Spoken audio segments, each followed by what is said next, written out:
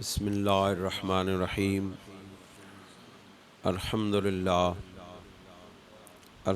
للہ نحمده ونستعینه ونستغفره ونعوذ باللہ من شرور انفسنا ومن سیئات اعمالنا من يهده اللہ فلا مضل له ومن يضلله فلا هادی له ونشهد أن لا إله إلا الله وحده لا شريك له ونشهد أن محمدا عبده ورسوله إن الله وملائكته يصلون على النبي يا أيها الذين آمنوا صلوا عليه وسلموا تسليما الصلاة والسلام عليك يا رسول الله وعلى آلك وأصحابك يا حبيب الله وقال اللہ تبارک و تعالی فی المقام الآخر ان یا ایہا النبی انا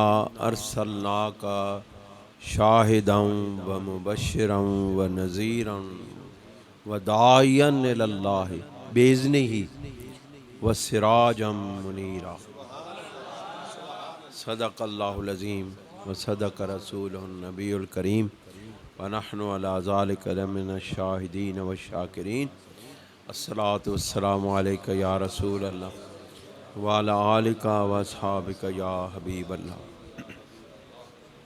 حضرات گرامی، آپ کو معلوم ہے کہ مسلسل بیانات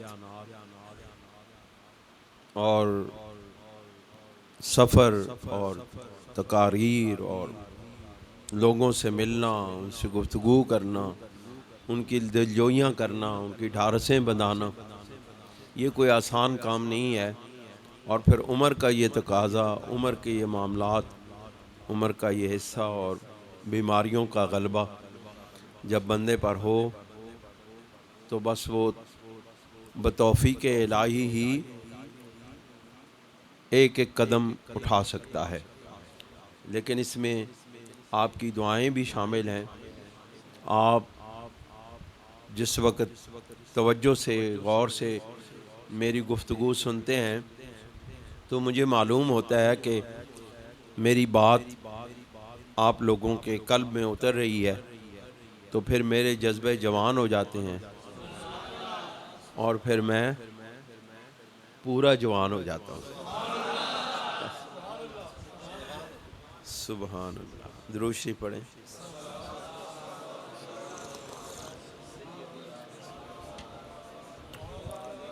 حضرات گرامی، یہ جو آیہ مبارکہ میں نے آپ کے سامنے تلاوت کی ہے، اس کا ابتدائی حصہ میں نے لاہور میں شالیمار گارڈن کے قریب ایک محفل میں بیان کیا ہے۔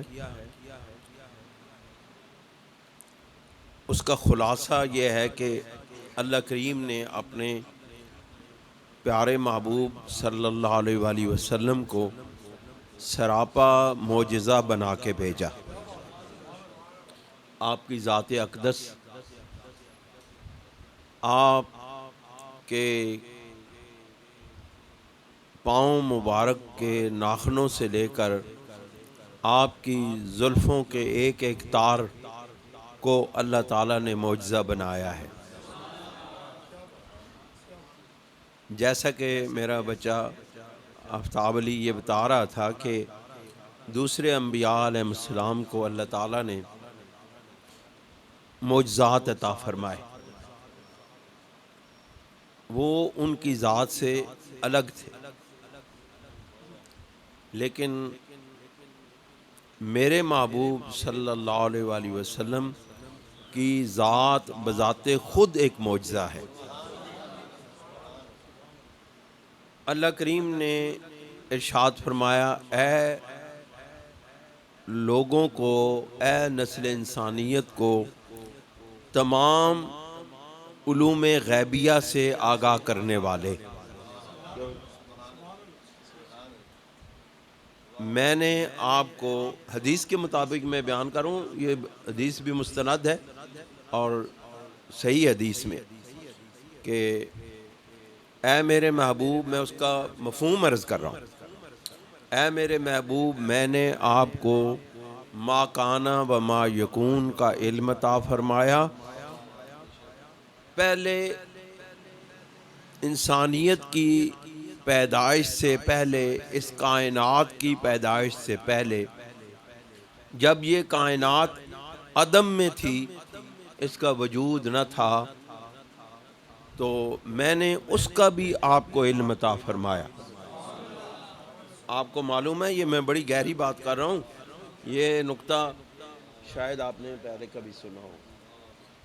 عدم میں کسی چیز کے وجود کے ہونے کا مطلب یہ ہے کہ وہ چیز اللہ تعالیٰ کے علم میں موجود ہے.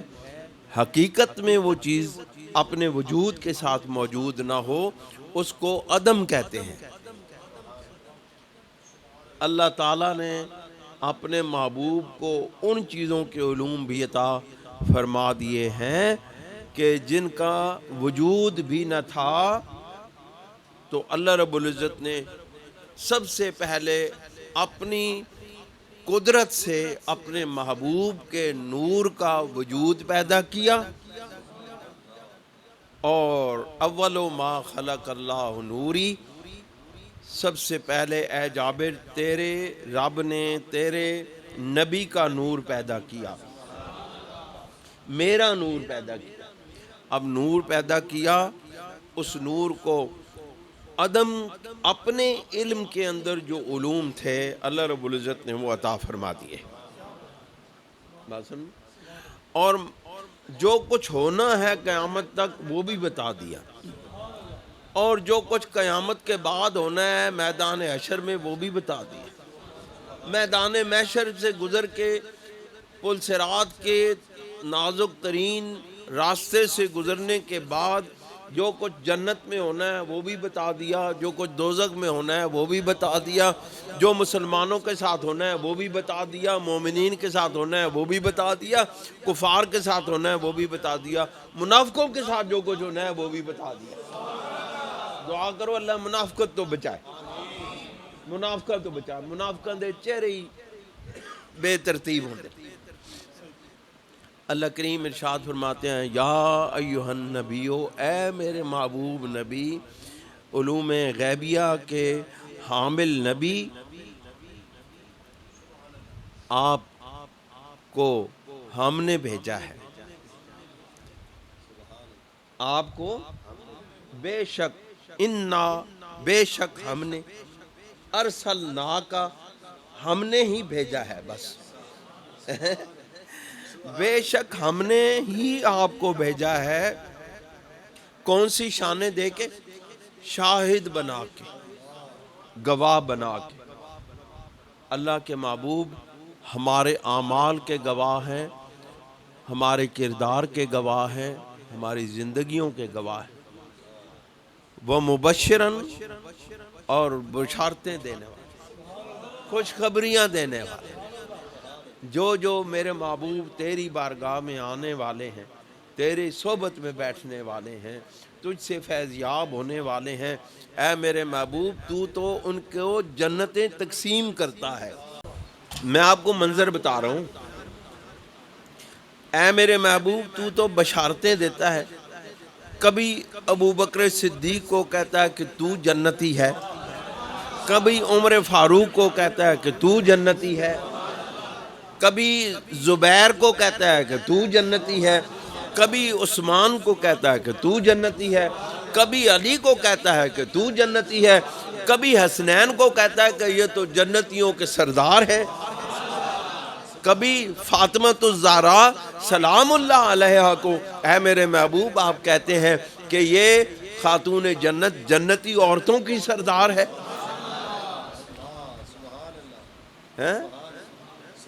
جو آیا، یہ صرف یہ نہیں، ایک صحابی رسول ہیں، وہ رسول اللہ صلی اللہ علیہ وآلہ وسلم کے پاس باہر سے سبزیاں لے کر، پھل لے کر آتے اور پیش کرتے. بڑے وہ ذرا جولی قسم کے، خوش مزاج، شگفتہ مزاج. یہ دیکھو میں آپ کو بتا رہا ہوں، یہ کروٹیاں پان والا مومن نہیں ہونا، مومن خوش مزاج ہوتا ہے. اور یاد رکھیں جتنے اولیاء اللہ گزرے ہیں سب اولیاء اللہ خوش مزاج ہیں. ہمارے والد گرامی رحمۃ اللہ علیہ بے شک ان کا جلال تھا، لیکن جس وقت وہ خوش طبعی کرتے تھے، خوشگوار ماحول میں ہوتے تھے، تو لوگ ان کی محفل میں بیٹھ کے اتنے حشاش بشاش خوش ہو کے اٹھتے تھے. کیوں جی؟ ان کو جو جاننے والے. ہمارے دادا جی رحمۃ اللہ علیہ اتنے بڑے عالم دین، ان کی محفل میں بیٹھا ہوا کوئی بندہ بھی سختی محسوس نہیں کرتا تھا. یہ اللہ کے بندے وہ محبوب کریم صلی اللہ علیہ وسلم کی خوش مزاجی لے کر آتے ہیں. وہ صحابی حضور علیہ الصلوۃ والسلام کے پاس تشریف لاتے، سبزیاں پھل لے کر آتے اور دے کے چلے جاتے. پھر کچھ دنوں کے بعد آئے. ایک مرتبہ ایسا ہوا، بلکہ یہ کئی مرتبہ ایسا ہوا، لیکن ایک مرتبہ کا واقعہ ہے. وہ آئے، تشریف لائے اور انہوں نے کہا یا رسول اللہ صلی اللہ علیہ وسلم مجھے اتنے پیسے چاہیے. آپ نے فرمایا کہ آپ کو کس لیے پیسے چاہیے؟ انہوں نے کہا یا رسول اللہ میں آپ کو سبزیاں اور پھل لا کے نہیں دیتا تھا، وہ میں مارکیٹ سے خرید کے ادھار لے کر آتے آپ کو پیش کرتا تھا، اب مجھے پیسے دیں، میں نے ادھار اتارنا ہے. ان کو معلوم تھا کہ یہ وہ در دولت ہے جہاں کبھی منگتے خالی ہاتھ نہیں لوٹا کرتے. یہ وہ خزانہ ہے جو خزانہ کبھی ختم ہونے والا نہیں ہے. حضور علیہ الصلوۃ والسلام نے ان کو پیسے دیے. وہ جب جانے لگے واپس پلٹے، نبی کریم صلی اللہ علیہ وسلم خوش ہو گئے نا، سرکار خوش ہو گئے اور مسکرا پڑے. جب وہ جانے لگے تو صحابہ سے فرمایا اے صحابہ یہ جو جا رہا ہے نا یہ جنتی جا رہا ہے.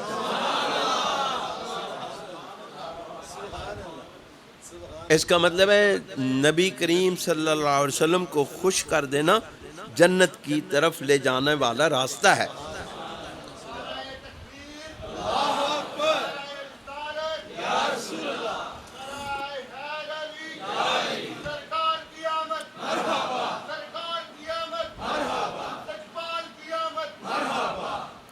دوستو اور بزرگوں، یہ مضمون جو میں نے شروع کیا ہے نا، انشاءاللہ اس کا جو درمیانی جو مرکزی نقطہ ہے یہ کیا ہے؟ انا ارسلناک شاہدا و مبشرا و نذیرا و داعیا. اب یہ جو داعی کی شان ہے یہ سب سے زیادہ بلند ہے. یہ اس آیہ مبارکہ کا مرکزی نقطہ جو ہے وہ داعی اللہ ہے. کیوں؟ داعین اللہ ایک ایسا مقام اور مرتبہ ہے جو خاصہ ہے میرے مصطفیٰ کریم صلی اللہ علیہ وآلہ وسلم کا. اس لیے اللہ رب العزت نے شاہد، مبشر اور نذیر داعین سے پہلے لکھا. حکمتیں دیکھو، قرآن مجید کی حکمتیں دیکھو، ایک ایک لفظ کے اندر حکمتیں. داعین سے پہلے شاہدن مبشرن نذیرا، یہ رکھے الفاظ کہ یہ میرے محبوب کی سیرت کا بیان ہے. یہ میرے محبوب کی سیرت کا بیان ہے.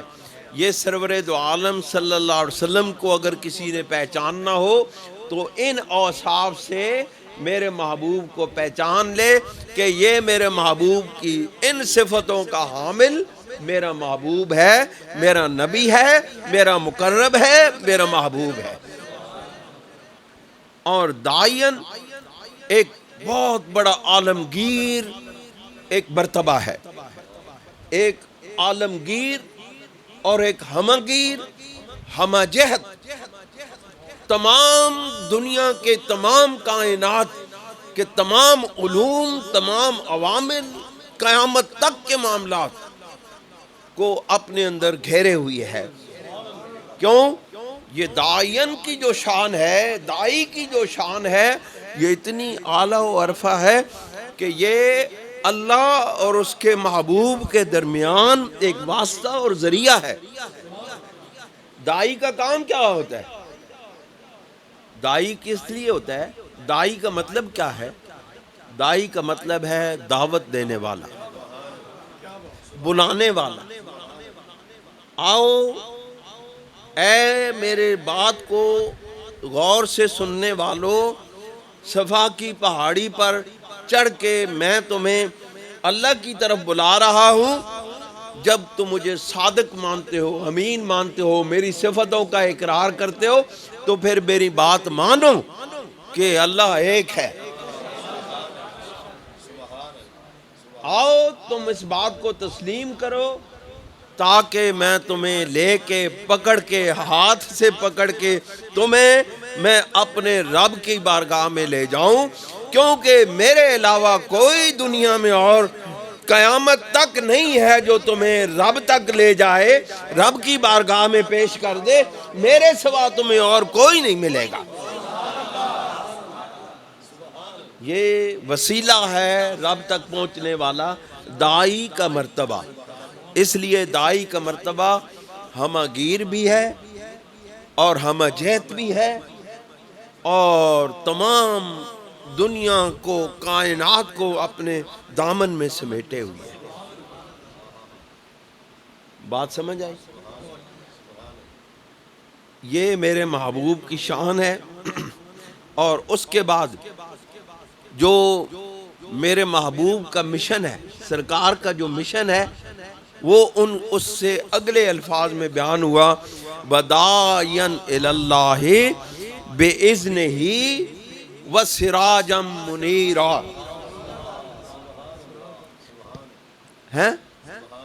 یہ پہلی جو شاہد، مبشر، نذیر، یہ داعی کی صفات ہے۔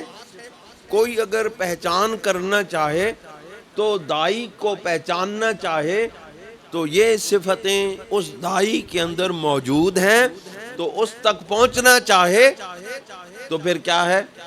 وہ ان صفتوں کا حامل ہے۔ آپ دیکھیں نا، اگر آپ کو کوئی کہے جی کہ آپ نے، بھئی آپ کو میں ایک بندہ بتاتا ہوں، آپ اس کے پاس جائیں، وہ آپ کے ساتھ بہت محبت سے پیش آئیں گے، اور ان کا نام حاجی عمران صاحب ہے۔ اب حاجی عمران صاحب تو بہت سارے ہیں، بھئی کون سا حاجی عمران؟ کون سا حاجی عمران؟ حاجی عمران تو فیصل آباد میں ہزاروں ہوں گے۔ بھئی حاجی عمران صرف ایک بندے کا نام تو نہیں، ہزاروں کا نام ہے۔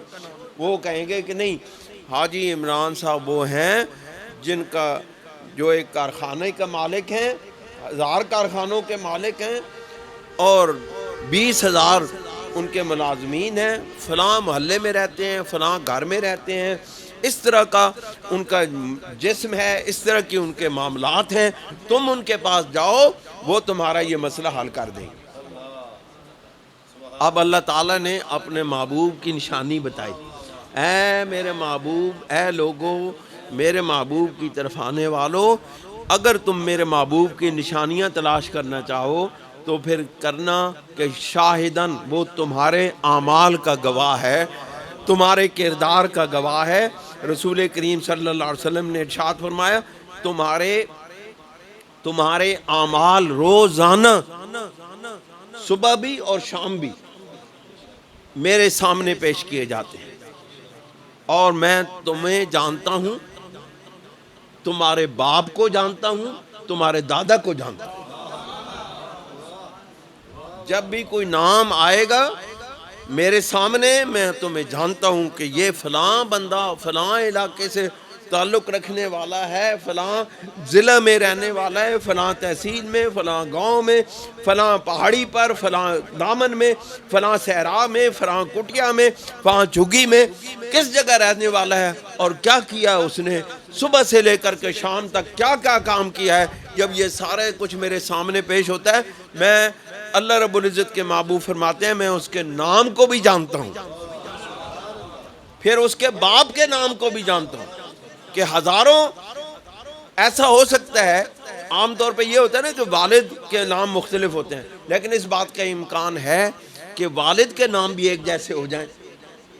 پھر رسول اللہ نے فرمایا نہیں، میں اس سے اگلا قدم بھی جانتا ہوں، میں تمہارے دادے کا نام بھی جانتا ہوں۔ اس کا مطلب ہے کہ ہون کوئی مغالطہ نہیں لگ سکنا۔ اس کا مطلب ہے کہ رسول اللہ صلی اللہ علیہ وسلم کو اللہ تعالیٰ نے تمام مغالطوں سے پاک کیا ہے۔ اور پھر داعی کی یہ صفتیں، ان صفات کے ساتھ جب بندہ داعی تک پہنچتا ہے، پھر اللہ تعالیٰ یہ فرماتے ہیں کہ ہم نے اس داعی کی جو ہمگیریت ہے، جو اس کا مشن ہے، جو اس کی وسعتیں ہیں، ان کو سراجم منیرہ سے معنون کر دیا ہے۔